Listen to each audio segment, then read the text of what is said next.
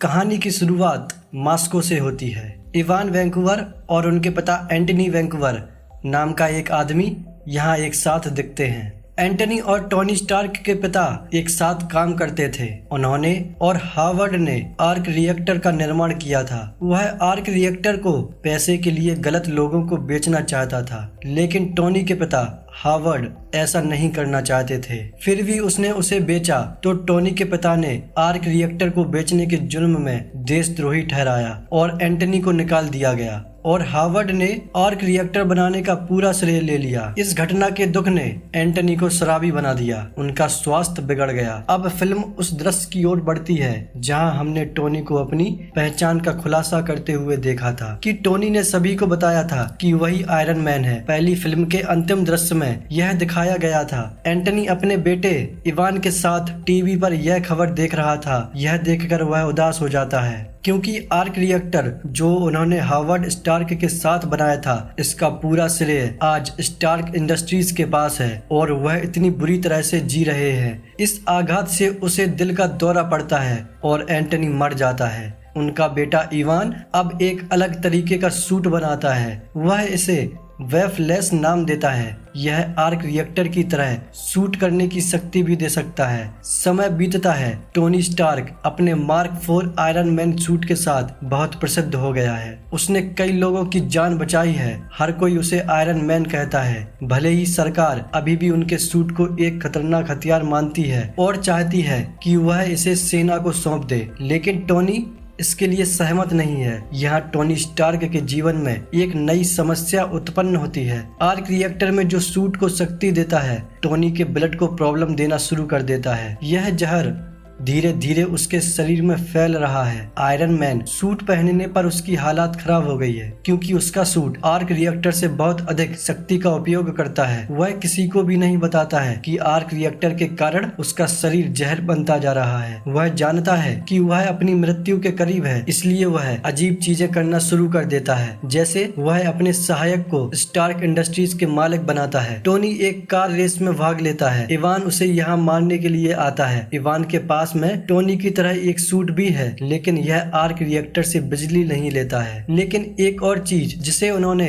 विपलेस नाम दिया था, टोनी भी अपना सूट पहनता है। यहाँ टोनी और इवान लड़ाई करते हैं, लेकिन आयरन मैन उसे हरा देता है और उसे गिरफ्तार कर लेता है। टोनी को इवान की वास्तविकता के बारे में पता चलता है। टोनी जेल में उससे मिलने जाता है। जैसा कि टोनी ने उसे लड़ाई में हराया है, वह जानता है कि उसके विपलेस में सभी घटकों की कमी है। वह विपलेस के सभी लापता पहलुओं को इवान को बताता है, यह भी कि उन्हें कैसे ठीक किया जाए। यहाँ से जाने के बाद टोनी स्टार्क का सबसे बड़ा प्रतिद्वंदी जस्टिन जेल में इवान से मिलने आता है। वह उस प्रकार के सूट का निर्माण भी करना चाहता है जो टोनी के पास है। वह अच्छी तरह से जानता है कि इवान ऐसा कर सकता है क्योंकि उसने पहले भी यह सूट बनाया था। वह इवान को जेल से मुक्त करवाता है और दुनिया को ऐसे दिखाता है कि जेल में इवान की मृत्यु हो गई ताकि कोई भी उस तक पहुँचने की कोशिश न कर सके। जस्टिन चाहता है कि वो उसके लिए सूट बनाए जो आयरन मैन के समान है ताकि वह इन सूटों को सरकार को बेच सके। दूसरी ओर दिखाया जाता है कि टोनी स्टार्क का जन्मदिन है। वह उपद्रव पैदा करने के लिए अपने जन्मदिन पर आयरन मैन सूट पहनता है। जब उसका दोस्त कर्नल जेम्स यह सब देखता है तो वह टोनी के पुराने आयरन मैन का सूट पहनकर वहां आता है। वह टोनी को रोकने की कोशिश करता है। उन दोनों में बड़े पैमाने पर लड़ाई होती है। अंत में कर्नल ने टोनी से सूट छीन लिया और उसके साथ सेना के अड्डे पर उड़ गया। हालांकि कोई भी टोनी का सूट नहीं पहन सकता है। उसने इसे अपने दोस्त कर्नल जेम्स के लिए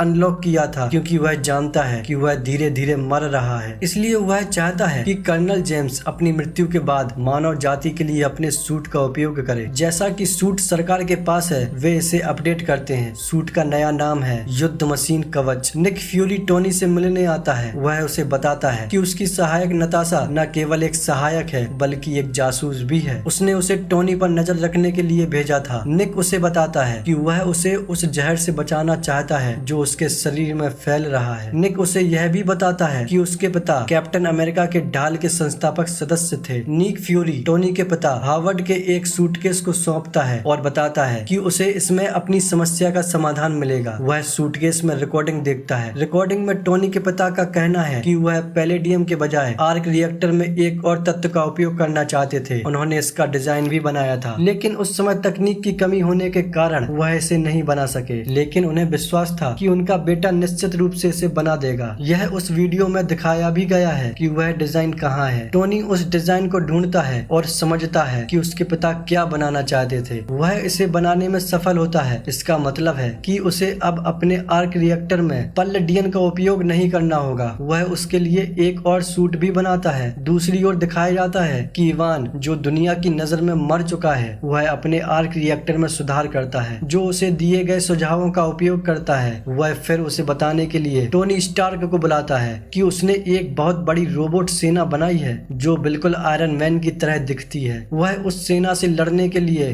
टोनी स्टार्क को चुनौती देता है। दरअसल इवान अपने पिता का आयरन मैन से बदला लेना चाहता है। टोनी स्टार्क को पता चलता है कि इवान उसके प्रतिद्वंदी हथियार डीलर जस्टिन के साथ काम कर रहा है। दूसरी ओर जस्टिन दिखाया गया है, वह सेना, नौसेना और वायुसेना के लिए रोबोट प्रस्तुत करता है जो सभी ने बनाया है। वह सभी को बताता है कि निकट भविष्य में रक्षा का चेहरा पूरी तरह से बदल जाएगा। कर्नल जेम्स भी है, उसने आयरन मैन का सूट पहना है जिसे इवान ने बहुत संशोधित किया है। उसका नया नाम वॉर मशीन है। आयरन मैन वहां पहुंचता है। वह जेम्स को बताता है कि इवान जीवित है और वहां मौजूद सभी लोगों का जीवन खतरे में है। इससे पहले कि वे कुछ भी कर पाते, इवान यहाँ सभी ड्रोन और रोबोट हैक कर लेता है। वह कर्नल जेम्स के सूट को भी हैक करता है। इसका मतलब है कि कर्नल जेम्स का सूट और यहाँ के सभी रोबोट उसके नियंत्रण में हैं। वह जो चाहे कर सकता है। आयरन मैन इस जगह से भाग जाता है ताकि यहाँ कोई ना मरे। वह जानता है कि इवान अपनी पूरी सेना को उसके पीछे भेज देगा। आयरन मैन इवान की सेना से लड़ना शुरू कर देता है। यहाँ हमें आयरन मैन की सहायक नताशा दिखाई जाती है जो ब्लैक विडो है।